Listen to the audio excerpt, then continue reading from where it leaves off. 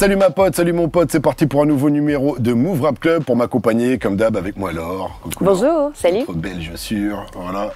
Et Ismaël est là aussi. Ça va, ce franc? Tranquille, ça va. Je suis très content parce qu'aujourd'hui, on reçoit un grand monsieur du rap français. Vous avez capté, aujourd'hui, on est avec ROH2F. Move Rap Club. Move Rap Club. Pascal Sefranc. Rof, salut à toi, bienvenue dans Move Rap Club. Je te check parce que ça fait vraiment longtemps qu'on s'est pas vu. Ça me fait très plaisir de te recevoir. Ça date. Ça date, grave. En tout cas, t'es de retour avec Grand Monsieur. C'est sorti le 10 décembre. Sur Naturel, ton avant-dernier projet était sorti il y a à peu près 3 ans. Donc, pourquoi t'as attendu 3 ans pour revenir? C'est pas que j'ai attendu, c'est que j'ai pas eu le choix. Ouais. À la base, je devais partir en tournée. Et puis, j'ai eu mon affaire de justice qui m'a rattrapé. Donc, je suis parti tourner. Ça, c'est déjà 5 mois où t'as pas pu bosser. Voilà. Quoi. Et puis, ensuite, je suis sorti. Et il a fallu que je me remette dans le bain doucement. Je reprenne les enregistrements. Et puis, ça a pris le temps que ça a pris, quoi, tu vois. Tu serais revenu plus tôt si t'avais pu? Ouais. Parce que d'ailleurs, t'avais commencé à envoyer des sons avant le confinement. Il y avait ta capté qui est sorti confinement, juste j'ai avant bombardé. J'avais lâché 4 sons, je crois. C'est ça. Un son par semaine. Et non, en fait, j'ai juste eu des petites mésaventures et j'ai dû patienter.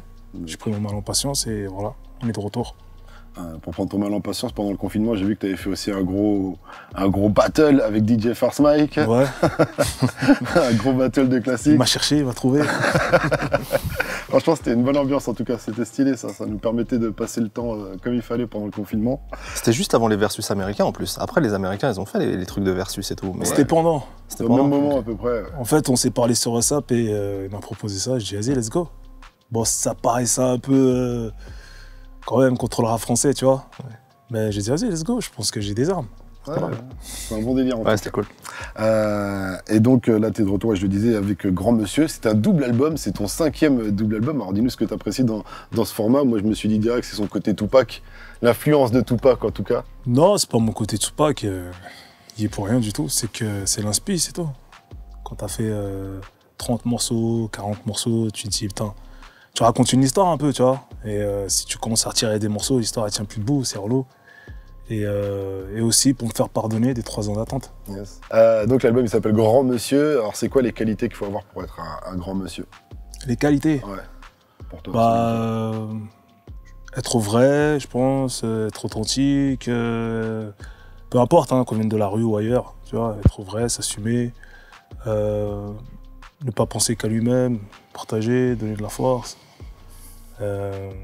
Puis encaisser, endurer. Être vrai et être dur, quoi, c'est ça. Être solide. Être solide, ok. Il y a le morceau Poésie du Uzi sur l'album. Dedans, tu dis c'est plus que de la musique, poteau. On n'est pas des produits. C'est plus que de la musique, c'est-à-dire. Qu'est-ce que tu veux dire par là? C'est plus que de la musique, c'est-à-dire que. Parce que souvent, on va entendre le discours inverse, en fait. Genre, c'est que du rap, tu vois.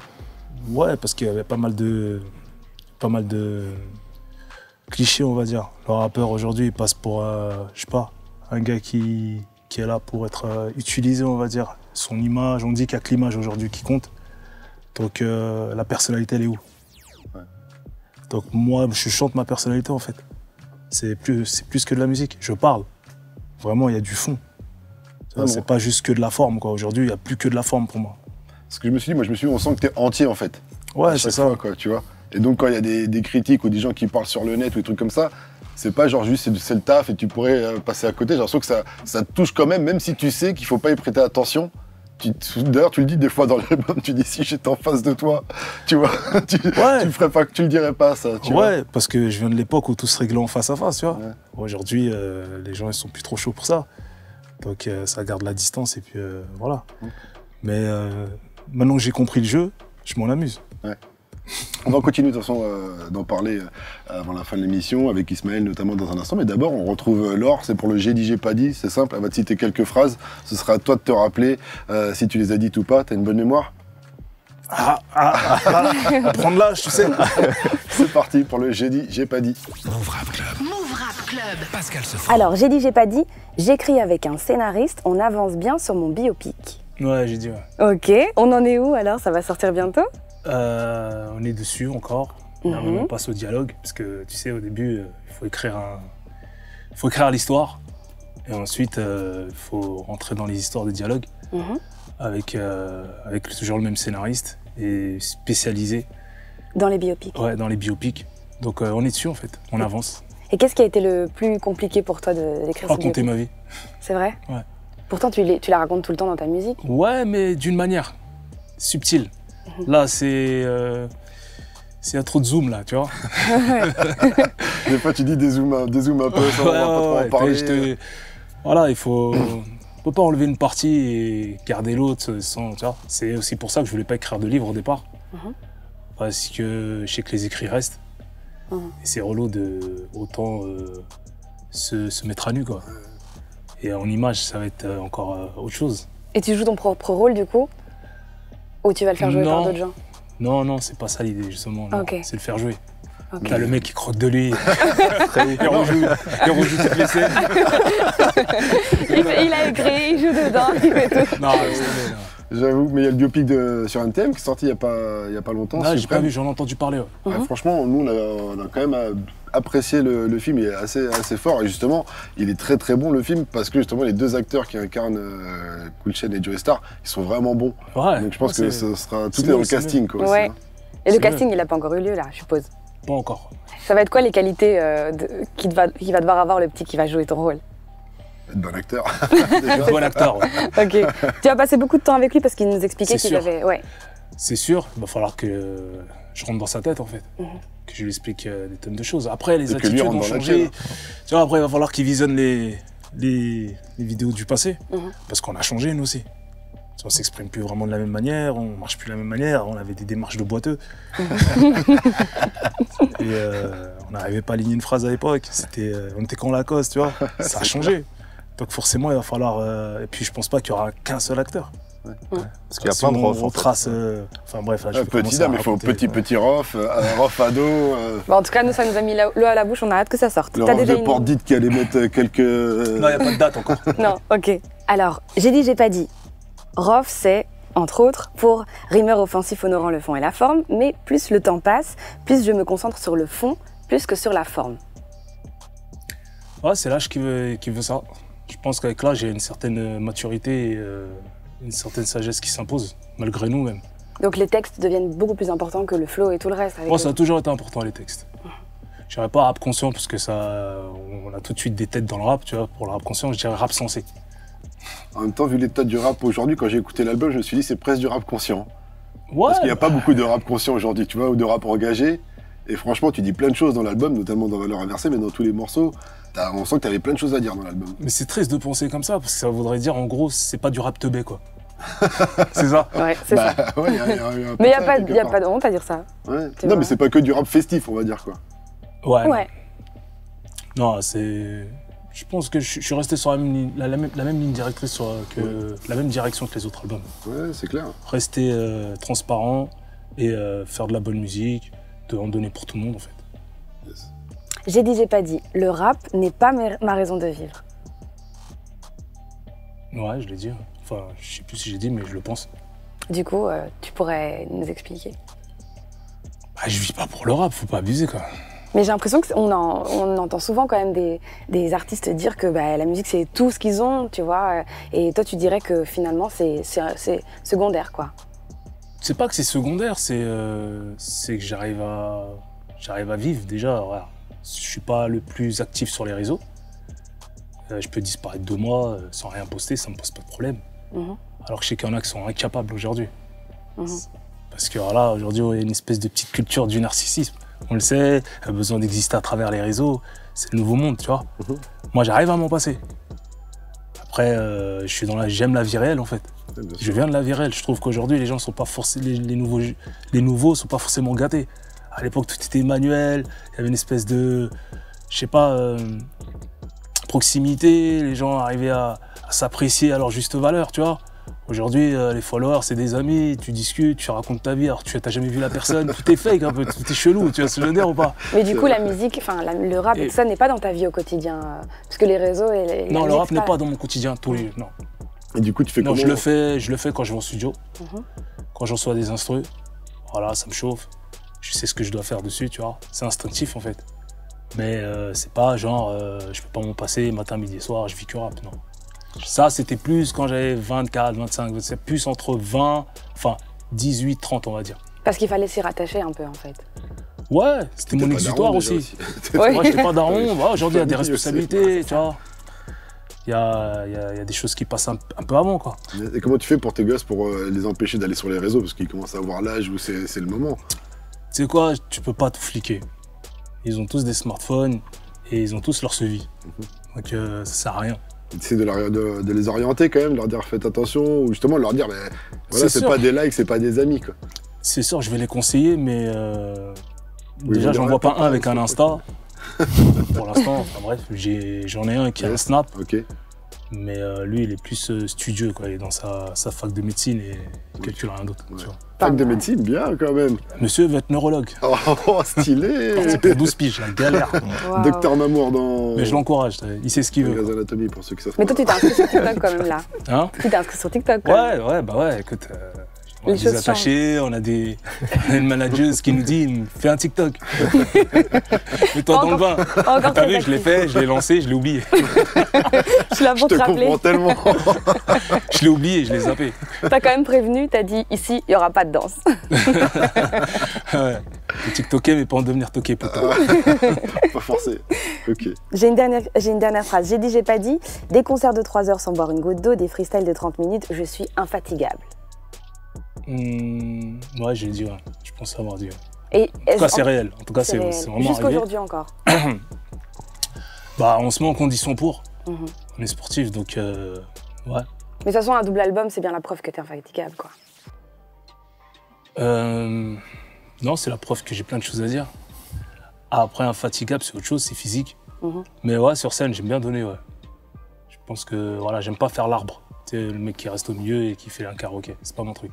Donc là, il faut absolument aller voir la tournée qui va suivre la sortie de l'album. Ah, c'est sûr. On va mouiller le maillot, c'est sûr. Et ouais, les 3 heures, en fait, c'était au Zénith 2009. Mhm. J'ai fait 3 heures. Et en plus, j'ai fait le fou, c'est que ce jour-là, j'ai fait un footing avant d'y aller. Oh, waouh. Et pour moi, c'était stratégique, c'était une façon de dégager ma cage thoracique, tu vois. Mhm. Préparer les poumons. Être prêt. Et je suis arrivé, j'étais fatigué. Ah, j'ai été fatigué. En plus, j'ai sauté dans la foule. Le temps de remonter, c'était une galère. Je suis arrivé, j'avais un cheveu sur la langue. J'ai fait, ça va? Vous allez... Alors, je l'ai fait ou pas? Personne n'a remarqué. J'ai chanté à regretter avec un cheveu sur la langue. Donc plus jamais ça? Plus de Ah. footing avant les grandes scènes? Pas Peut-être 3 laver. À heures. voir. Pas 3 heures en tout En cas. tout cas, pas 3 heures. Ok. Merci. Merci à toi Laure pour ce j'ai pas dit. Donc ouais Rof, on a beaucoup cité le morceau Valeurs inversées depuis le début. J'avoue que c'est un des gros sons du projet. Déjà explique-nous, dis-nous comment tu l'as écrit, comment il est venu et comment t'écris en général en studio quoi. Parce qu'aujourd'hui il y a beaucoup de rappeurs qui écrivent en studio. Est-ce que c'est ton cas ou pas? Je corrige en studio, je peaufine. Derrière le micro, en direct, je peaufine, tu vois. Quand je vois qu'il y a des phrases qui rentrent pas, ou c'est un peu trop lourd, ou il y en a un peu trop. Voilà. Mais sinon, j'écris sous la couette, moi. Ouais. Avec Dans l'instru le et tout. noir, dans le noir, la musique. Même sans musique. Même sur musique. Ouais. Ouais. J'improvise, en fait. Les flows, les techniques, ça, je les improvise. Ouais, c'est un thème qui méritait d'être abordé au vu de tout ce qui s'est passé. Ces 3 dernières années, avec le confinement, avec le Covid, avec les passes, les restrictions, Zemmour. avec les Zemmour, le climat anxiogène, l'islamophobie, le racisme, tout ce qui se passe, quoi. Tu vois. Donc, fallait en parler. Et tu t'es dit, je vais faire un morceau là-dessus ou c'est quand t'as commencé à prendre ta plume justement en commençant à écrire que là, Non, ça- il fallait faire un ça a morceau coulé. là-dessus. En fait, moi, j'immortalise des périodes. Tu vois, mes morceaux, c'est des photos, en fait. Yes. Donc c'est sorti tout seul, je dirais, je pense que c'est le moment de faire un morceau sans refrain. Après, je sais que le public l'attend toujours. Là, j'ai vu dans Bouscapé, chez Bouscapé, t'as dit ouais, j'en ai marre de faire ces morceaux sans refrain et tout. Tout le monde J'ai dit l'attend. mais comment ça il ose dire ça hein, c'est pas possible. Je les ai habitués. Ils sont Ah ouais, tu habitués. les as Maintenant, trop habitués, là. s'il n'est pas, Faut pas décevoir. Pour eux, voilà, j'ai pas fait. J'ai raté le coche, quoi. Tu vois. Non mais c'est vrai que quand moi j'entends valeur inversée, je me dis pas de refrain parce que comment ça part, je vois pas à quel moment tu peux placer le refrain tellement ça Non. enchaîne quoi. Pas de refrain. Bah ouais, fallait enchaîner ce morceau. Ça aurait été lourd, un refrain. Bah c'est ça aurait alourdi. le Même truc. la musique, la structure de la musique ne permet pas de placer un refrain, quoi. Ouais. Les allez, c'est ligne droite, c'est l'autoroute. Ouais, franchement ça méritait une ligne droite. J'avais fait 7 minutes, j'ai courté un peu. Ouais, on est sur 5,50 je crois ou quelque chose comme ça. Ouais, c'est bon. On en a assez dit. Pourquoi t'aurais pu laisser encore 2 minutes, hein, franchement. Ah, blablabla. On les aurait pris. On écoute, hein, nous. Ok, mais t'as dit que ce serait le dernier, j'espère que ce sera pas le dernier. On verra comment on verra la tournure. Ok. Tournure des choses dans le monde. Mais je te dis, on va continuer de parler de toi, de ta musique et de ta carrière aussi avec Ismaël qui a prévu une interview flashback. On va encore faire appel à ta mémoire. Move Rap Club. Move Rap Club. Pascal Sefranc. Prof, comme ce 10e album, c'est aussi l'occasion de célébrer ton parcours et tout ce que tu as pu accomplir au cours de ces plus de 20 ans de carrière. J'ai sélectionné quelques extraits sonores, histoire de revenir sur quelques souvenirs que j'ai jugés importants, on va dire. On commence tout de suite avec ce premier extrait. Hardcore sur mes speeches, parce que la vie est une bitch. Pas question de baisser mon froc, parce que la vie est une bitch. Bon, c'est un extrait d'un morceau d'Idéalgie, ça date de 96, le morceau s'appelle Show Business, il y avait Manuké, Rimka, Yeezy Lescro et toi dessus en featuring. Est-ce qu'à ce moment-là, on a entendu les paroles, est-ce qu'à ce moment-là, tu avais volonté de faire carrière et longue carrière dans le rap? C'était quoi ton état d'esprit à ce moment-là? Je savais pas trop où j'allais, mais j'y allais sûrement, quoi. J'étais déter, j'aimais le freestyle, on était en plein âge d'or du rap américain, du rap français. J'avais plein de choses à prouver à cette époque-là. J'ai pris plaisir à faire ce refrain. C'était l'époque Queensbridge, à mort, Nas, tout. Et puis Tupac et tout était encore en vie, c'était combien? C'était en C'est en 96, ouais. Ouais, c'est une belle époque. Hein. Ouais. Tu gardes quel souvenir de cet état d'esprit-là que tu avais à ce moment-là et de cette époque? Des sessions studio, même je crois que c'est une production DJ Mehdi celui-là. Ouais. Tu gardes quel souvenir de... Ah, les instrus, c'était bonne. Ouais, c'est clair. C'était du lourd. De Vitré, on allait jusqu'à Colombes chez DJ Mehdi, paix à son âme, pour écouter ses instrus. On aimait trop les instrus à cette époque-là, tu vois. Ça a commencé là, en fait. Tu pensais que tu pouvais vivre du rap un jour à cette époque-là? On espérait, ouais. On espérait, sinon c'était la street. C'était des 10 ans de prison, je pense.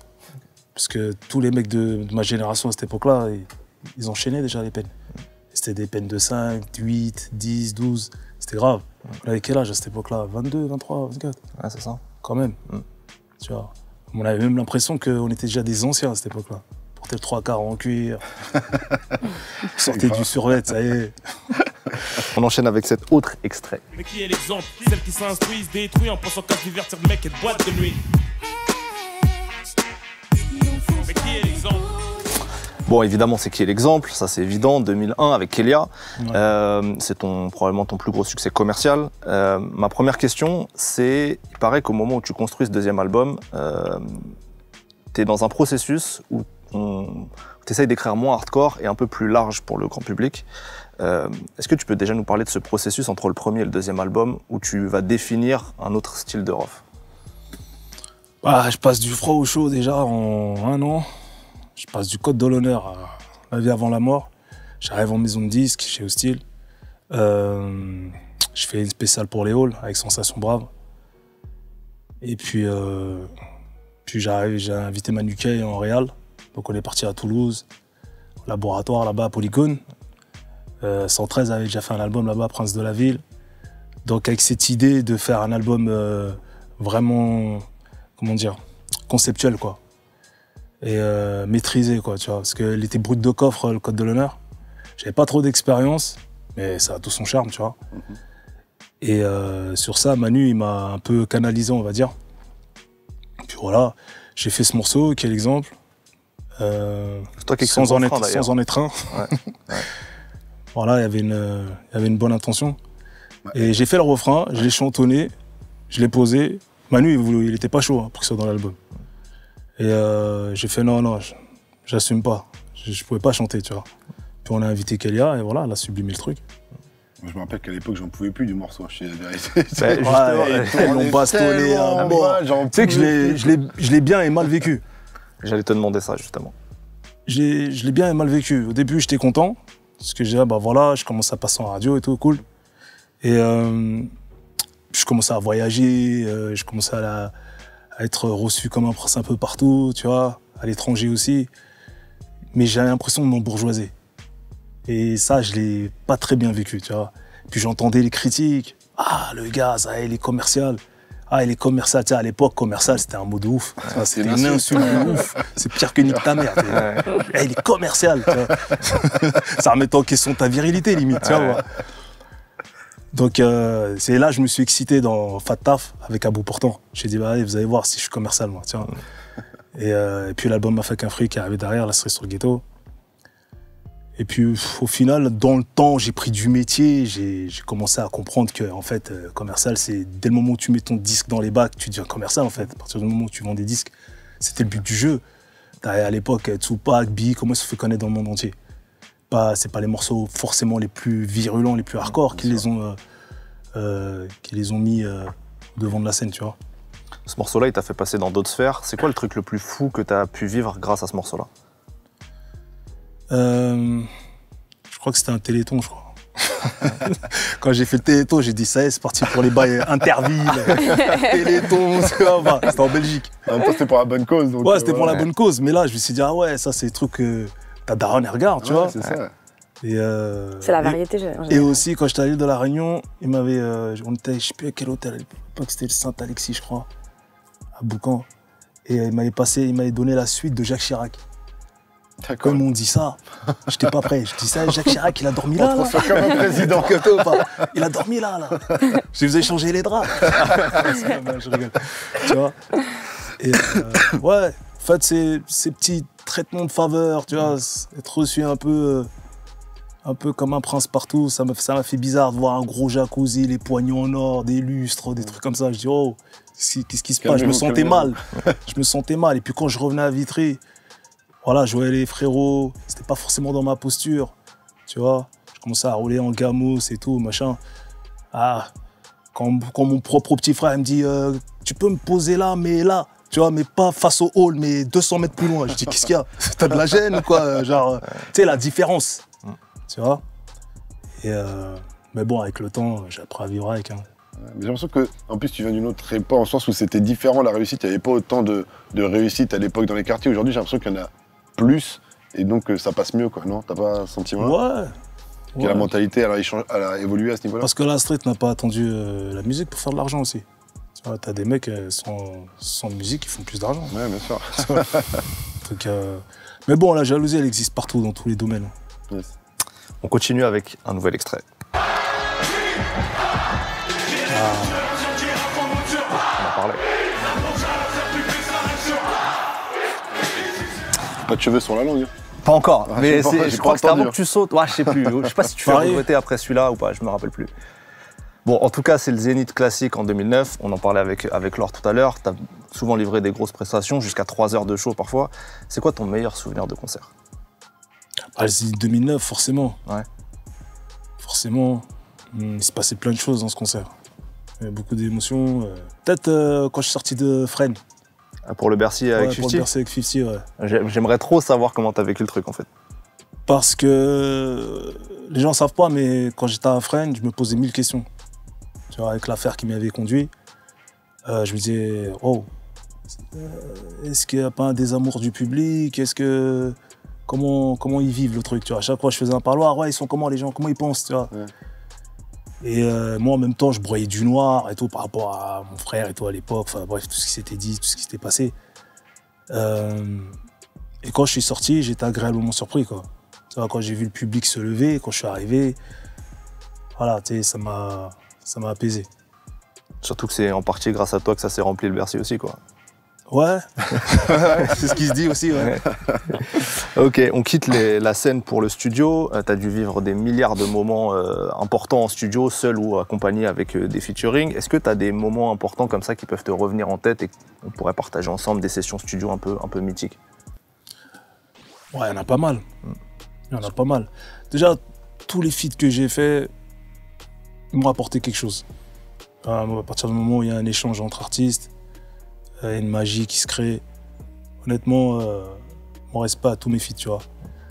Après aussi, j'ai appris des choses avec Pharrell. Ouais. Lui, il m'a appris à backer correctement, tu vois. Parce que je backais en vrac, moi, je me foutais. La voix est dépasse, je m'en fous. C'est décalé, je m'en fous. Tu vois. Il m'a donné une bonne technique, c'était doubler. Tu vois, doubler ses backs. À cette époque-là, les gens, ils doublaient pas, ils s'en foutaient, tu vois. Et moi, c'était sympa. C'était pour quel projet ce son avec Pharrell? C'était pour Taxi, je sais plus quel taxi, c'était une BO. 3, je crois. Ouais, Taxi 3. Oh. Il y a eu quoi encore? Ouais, il y en a trop, franchement là, frère. Ok. Je vais pas faire de jaloux, tu vois. Ok. Merci à toi, Ismaël, pour Plaisir, cette interview flashback. Il y a un morceau que t'as pas mis, j'ai cru que J'aurais t'allais pu en mettre. citer plein, mais ouais. C'est celui-ci. Génération sacrifiée, j'explique pourquoi c'est comme ça. Pourquoi on est comme ça? Qu'est-ce qui nous pousse à faire ça? Que l'homme qui se fout de notre gueule. Faut que je l'apprenne par cœur, celui-là. Il est chaud celui-ci. Galère. Et donc celui-ci, c'était sur Le Code de l'Honneur, ton premier album, sorti, je le disais tout à l'heure, le 7 décembre 99. Et donc, excellente nouvelle, parce qu'il était plus dispo, il était pas dispo sur les plateformes cet album. Et ça, et maintenant, il est de retour. Ouais. Et comment ça se fait qu'il y était pas? Des histoires de deal. C'est truc de maison de disques, ouais, c'est Maison ça? de disques. Ouais, ça y est, tout rentre dans l'ordre. Ouais, ça te faisait chier, toi, quand même, qu'il était Ah pas ouais, qu'il y bah, était bien pas. sûr. Bah ouais. Bien sûr. Puisque t'imagines les harcèlements. J'ai des alertes sur mon Insta. Partout, on m'en parle. Ouais, pourquoi il est pas sur les plateformes, ceci, cela. Je dis bon, t'inquiète, ça va arriver là. Ah, ça devrait arriver let's partout. go. J'imagine Il que devait c'était sortir je vais là, mettre un petit mais bon. Génération sacrifiée. sûr. Comme Il si d'aller sortira, sur mais bon. YouTube et Qu'est-ce tout. que c'est que ce délire, tu vois? Bah ouais, surtout que c'est un gros classique. Moi, je crois que je l'aurais peut-être mis tu vois, au numéro 1 moi, dans mon top. Dans parce que, tes sons? ça marquait une époque. Génération quand même. sacrifiée. Ouais, c'était le début d'un truc. En tout cas, il est toujours d'actu. Il y a carrément d'actu, là. Carrément, Ouais. carrément. On va enchaîner direct avec Laure. Hein. Pour MyPix, ça va te montrer des photos, tu vas devoir les commenter. Move Rap Club. Pascal Sefranc. Ah, les photos dossiers. Non, c'est une petite photo, c'est des trucs d'actu. Ça va être embarrassant. tranquille. Mais pas du tout, regarde. Première photo, c'est celle-ci. Est-ce que tu pourrais déjà mettre un petit peu en situation cette photo? Qu'est-ce que tu veux que je te dise? Qui l'a prise? Pourquoi avoir fait ce choix vestimentaire? Qu'est-ce que tu racontes avec cette photo? Déjà, le gars qui l'a pris, il s'appelle Guillaume. C'est pas Jonathan Magnon. C'est simple, on avait 1000 idées, tu vois, pour faire Grand Monsieur. Mais trop d'idées, tu l'idée, tu vois, je dirais, pour illustrer Grand Monsieur, en image, c'est... En fait, tu peux partir dans tous les sens. Je me suis dit, moi, je vais faire simple. Je vais juste me montrer en mode, voilà, comme quand on était enfant, comme on voyait nos darons, tu vois. Ok. Voilà, une veste, cravate, chemise, ça change en plus. J'ai jamais fait de cover dans ce genre-là. Pas de décor, rien, fond blanc. Voilà, tout simplement. Donc un grand monsieur, c'est un daron. C'est l'image qu'on peut avoir, Ok. qu'on peut se faire, ouais. Un daron avec un grand D aussi. C'est le daron. Avec une cravate. Voilà. Alors, photo suivante. Bah, je voulais parler un petit peu de tes réseaux, mais on l'a déjà fait tout à l'heure. Du coup, est-ce que tu pourrais nous parler de ça? Donc ça, c'est un fan ça. qui s'est tatoué ton portrait sur ses jambes. C'est ça? Et tu lui as demandé d'enlever. Enfin, est-ce que tu pourrais nous raconter déjà quand t'es tombé sur la C'était quand, photo? Ça, c'était il n'y a pas si longtemps que ça, c'était il y a moins d'un an. Hein. Ouais. Donc déjà, au moment où tu vois ça. Déjà, c'est un supporter, tu vois, c'est un fidèle supporter. Il m'a déjà parlé, j'ai déjà répondu. Et quand il m'a envoyé cette photo, j'étais pas prêt. Ah ouais. C'est un choc. Tu vois, c'est un choc. Parce que pour moi, il ramène ma tête partout. Tu vois, il va aux toilettes, il va avec ma tête. Voilà, tu vois ce que je veux dire. Moi, je crois en l'œil. Tu vois. Ouais. Et il fait ses affaires, il a ma tête sur sa jambe. Tu sais, je dis, qu'est-ce qu'il me fait là? Et puis, c'est de l'idolâtrie aussi. Tu sais, ça prête à confusion, tu vois. Ouais, et puis en Et plus, moi, je suis pas trop là, dans ces bails-là. Tatouage, tatouer mon visage, statue, tous ces trucs-là. Non, pas pour moi. Moi, je cherche pas cette reconnaissance-là. C'est pas pour moi. mais, c'est bizarre parce que si c'est un vrai fan, il devrait savoir que par rapport à tes textes, ta musique et tout, que c'est pas du tout ton délire. Que Ouais, mais des fois, la passion, tu vois, la passion, le cœur a ses raisons que tu connais. Ouais, bien sûr. Ouais. Et du coup, il l'a retiré. des ou pas, nouvelles de alors lui? Ouais, t'as des nouvelles. Ouais, il m'a dit, ouais, je me fais tailler sur Twitter depuis que t'as réagi et tout. Je dis, écoute, t'as vu, voilà quoi, je dis, dès que tu peux, enlève-le. Tu vois. Ouais, t'as raison. Dès que tu peux, plus tard, je sais pas, Gribouille, il fait quelque chose ou oriente ton truc. Transforme-le. Transforme-le, tu vois. Après, je lui dis, je te remercie vraiment pour l'intention, mais dans la forme, non, c'est pas pour moi. Et je pense que tu as mis en commentaire, c'est que du son. Ouais, c'est que de la musique, c'est vrai. On va pas te bousiller ta peau comme ça pour de la musique, quoi. Après, pour lui, c'est important, ça a une valeur significative, mais bon, Moi, Peut-être ça lui donne de la force ou voilà, quelque chose comme ça. c'est la musique qui est censée lui donner de la force. Ouais. Même avant ça, après, il a le droit de ne pas croire en Dieu. Je rentre pas dans sa spiritualité. Tu vois. Mais ça, non. Parce qu'il m'emmène partout avec lui. Je comprends mieux. Je comprends mieux en quoi ça te C'est dérange. chelou. Ok. Ça me mettrait mal à l'aise moi aussi. Oui, Franchement, c'est quelque chose quand même. ça devait T'as vu, être un en truc plus, pareil. il a pris toute la jambe. Hein. Moi, j'ai ta tête dans le dos. Hein, Ah non, je te le dis, je te le dis. Il te montrera après. efface, supprime. En tout cas, merci Laure pour ce MyPix. Mais c'est vrai que là, le dernier feat que t'as envoyé, c'est le morceau avec Jul, Légende, Ouais. qui a étonné tout le monde, qui a surpris aussi un peu tout le monde. Pourquoi? Bah, je pense qu'au début, les gens ils pensaient que c'était. Que toi, auprès de Jul, c'était étonnant. Et moi, je trouve que c'est Jul auprès de. Enfin, ce que je veux dire par là, c'est que les auditeurs de Rof, ceux qui ont l'habitude de t'écouter, et qui, s'ils n'appréciaient pas Jul, ils vont l'apprécier, quoi. Tu vois ce que je veux dire? Et donc, voilà. Il a fait plein de freestyle sur les sons de Rof. apparemment. Ouais, c'est un fan. Et il a tué ça, il a fait un super couplet. Il savait ce que j'attendais. Et voilà, je sais qu'il sait que moi je suis à l'aise sur ce genre de son, parce que t'es DSI, qui est l'exemple, c'est le même BPM. Et puis lui aussi, quoi, tu vois. Et c'était le bon compromis, je trouve. Et c'était le bon moment aussi? Parce que je sais que ça fait un moment que vous étiez quand même en contact. Ouais, ça fait. Déjà pour le Rough Game, déjà on devait faire un aller-retour. Je Ouais. devais être sur une audition à lui, de venir sur l'album. Bon, ça s'est pas fait. Et voilà. Dans le game, il y a un destin aussi, tu vois, donc faut pas forcer. Ok. Ça s'est fait tranquille, il m'a invité sur le classico organisé, on a fait un aller-retour là. Et dans le clip, vous n'êtes pas côte à côte, vous apparaissez pas tous les deux dans le clip. C'était prévu ou finalement il y a eu un problème de planning ou c'était Non, vraiment c'était le pas concept? prévu, il n'y a rien qui est prévu. Déjà, c'était même pas prévu que ce soit le premier son qui sorte, tu vois. On va dire que il a un planning chargé, j'ai mon planning chargé. C'était difficile de caler une date. Et lui, il devait rendre son album, tu vois, il me l'a dit. Yes. Donc moi, je savais qu'elle allait sortir en décembre, forcément. Et moi, on était aussi Le tiré à planning droite, à gauche. Et donc voilà, on a trouvé une solution. Et ça fait longtemps que je voulais faire un clip où pas forcément j'apparaissais, quoi, tu sais. Ouais.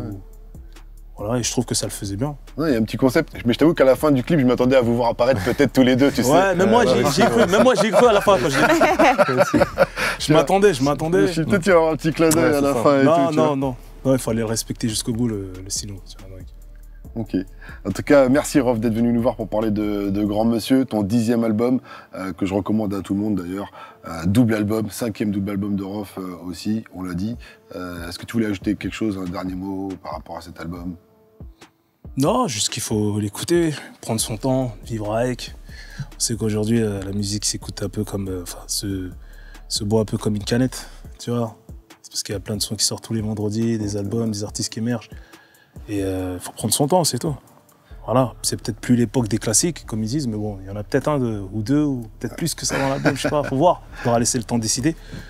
Mais voilà, nous, on met toujours la même passion, la même énergie pour faire les albums. Donc voilà, il est à vous maintenant.